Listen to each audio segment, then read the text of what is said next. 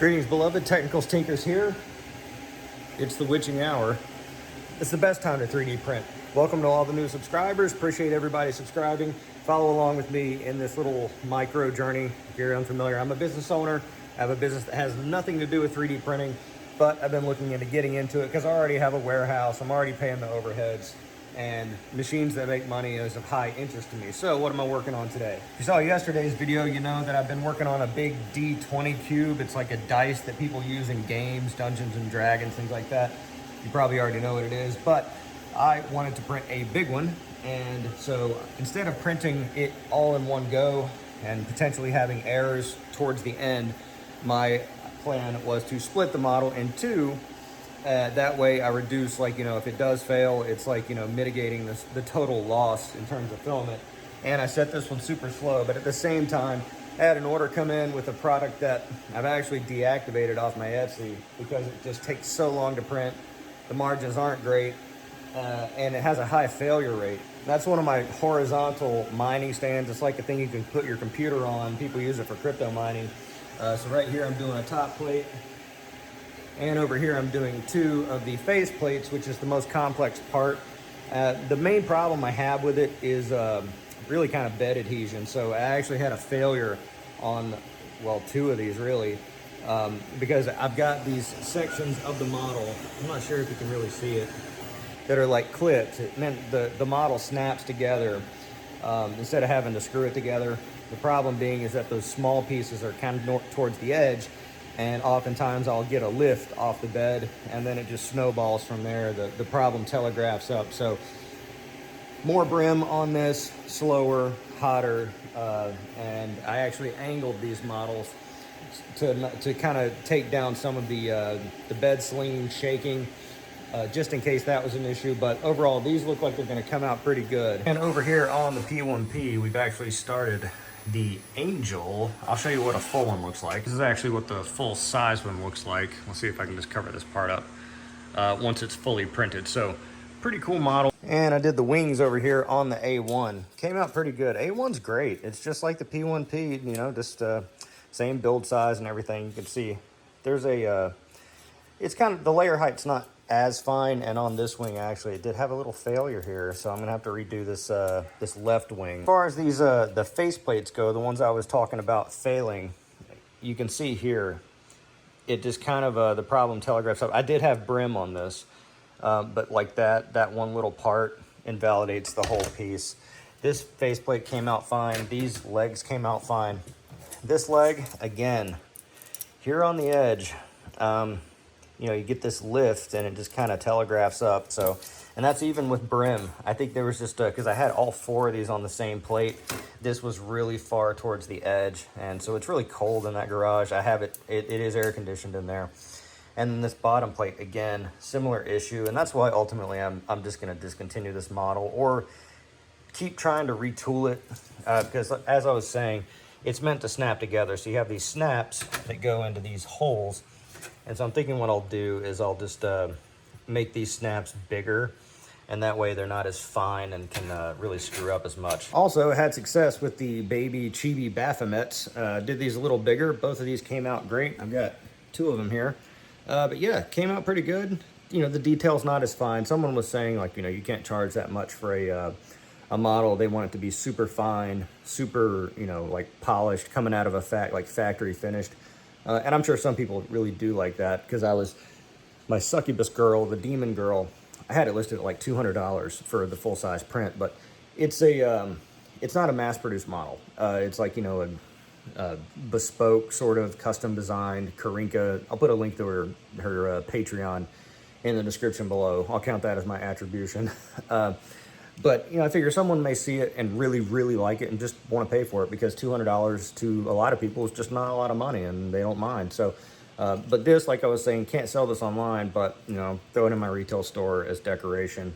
Maybe someone will like it, because it is a kind of a cool model. It's like, a fun, quirky, like evil sort of thing, but it's made to be cute. The other thing too, someone was asking about failure rate, because I mentioned that in the video, like how often do things fail? Really depends on the model, I find. Like some models just almost never fail. It really has to do with the printer. Like bamboos almost, very rarely fail. The Cobras, depending on the Cobra, it will fail, but often a lot of that can be resolved by doing another round of bed leveling or, tightening belts and things like that. But like this really burns me because like this is like a lot of filament. Because I have to print thick infill on this because it's holding up a computer, like thousands of dollars of electronics. I can't really run the risk of, it failing on somebody. And so for like this one little part to invalidate the entirety of this, it just kind of burns me a little bit. And I don't recycle. I don't believe in recycling or anything like that. I just throw all that stuff away. The other cool thing I'm working on, I'm going to do a separate video for this, so subscribe to the channel if you want to watch the process. It's another crypto mining sort of thing, but this is a CMP 100-210. It's a graphics card that's made specifically for mining, but if you're familiar at all with graphics cards, usually they have fans on the top here. This is the heat sink, and the fans usually on consumer grade cards, they blow into the heat sink to keep the card cool because these get pretty hot. This card's made for mining, and so it's passively cooled. It's meant to go in a case. The case has fans, and that's what blows it in. But a lot of people have poor performance with it, so they add a little blower fan on the back, but there's no way to get that air into here without a little shroud. And so one of the people from my other YouTube channel mentioned to me, like, hey, you should maybe work on a little shroud to fit one of those 33 millimeter blower fans into a CMP 100. And I thought, that's great. My biggest seller is the shroud for the KSO, RXO, ALO. So what I did was I bought one of these shrouds. I bought a CMP 100, it's like $150, and I bought a little fan. And so I'm just gonna go through the process of how I'm gonna take this, measure it, go into Tinkercad, and just make my own version of it. So check out my other video. I'll have it coming out probably within the next day or two, where I just go through, and I'm just gonna go through in real time, measuring this out, printing it, and seeing if it works. Wanted to address another thing too. I got not a hateful comment, but a sort of a negative comment. And on my other main channel, which is a small YouTube channel, I have a much more abrasive attitude. My character over there is much more abrasive. Over here, I'm trying to be a little more muted, a little more friendly, because I'm a stranger in this realm. But this person said, I'll put it here, hope you're joking about getting into an industry you don't actually belong in.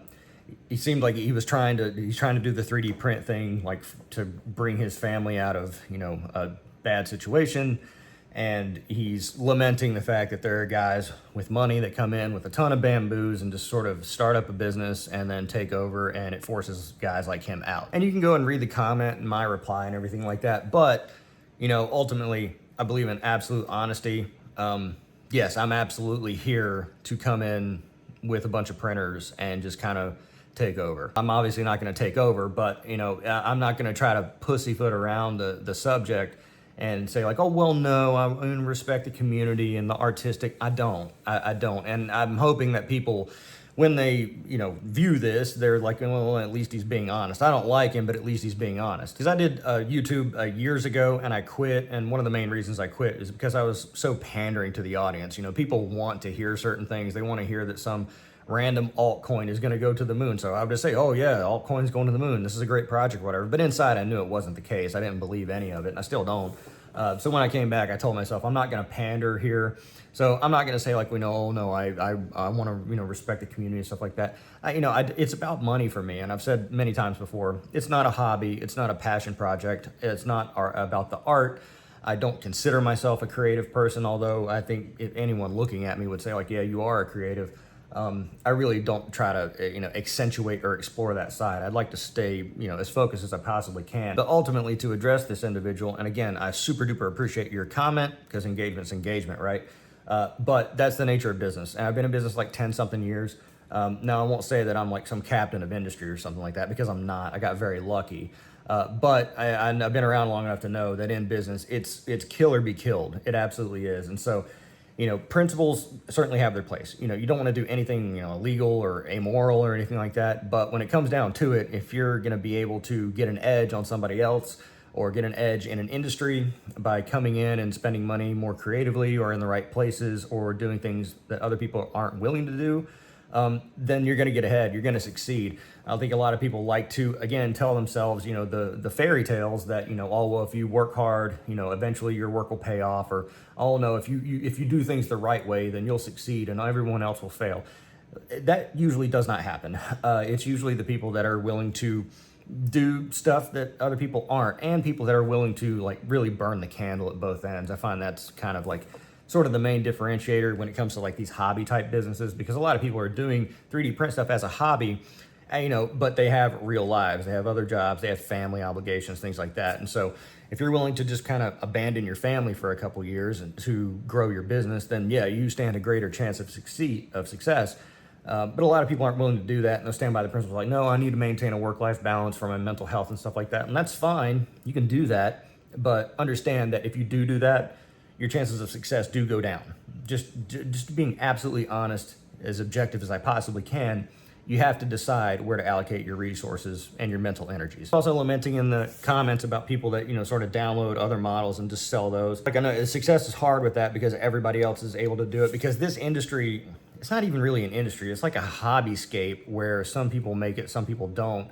The barriers to entry here are extraordinarily low, and that's kind of why I'm drawn to it. I mean, because it's easy for me to come in, explore the possibility of these things, and then if it doesn't work out, get out, because I could sell all the printers to hobbyists and recoup a large portion of my investment. But I think it's apparent to anybody, and I could say this with confidence without even being really in the industry, is that if you come into this thinking that you're gonna, really just blow it out of the water, you got to understand that the barriers to entry are so low, the competition is so stiff, your chances of success are super ultra low. And if you think there's a moral question about downloading other models and selling those, well, if the attribution allows you to do that, then I don't think you should have any opinion on it either way, or have any emotion on it either way, because if that model made it onto the internet and it was someone else's work, how did that happen? Did that person put it out there just on the own kindness of their heart?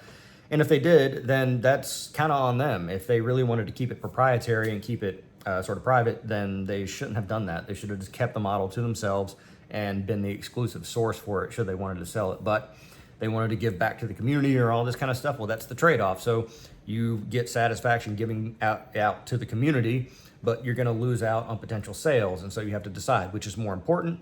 And for some people, serving the community is more important than just raw sales. To me personally, raw sales is 100% more important. I'll never give out any of the things that I've designed.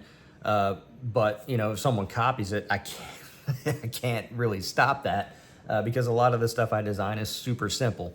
All it takes is a $20 set of these and a couple hours, and you've got the exact thing that I made. So let me know what you think in the comments below. Even if you don't like it and disagree with my opinions and you're up there on your moral high horse, be sure to let me know why I'm wrong and why I will ultimately fail, because there's a high chance for failure here for sure. I mean, I'm not going to this blind. I think tempering your emotions with any sort of venture is a wise thing to do.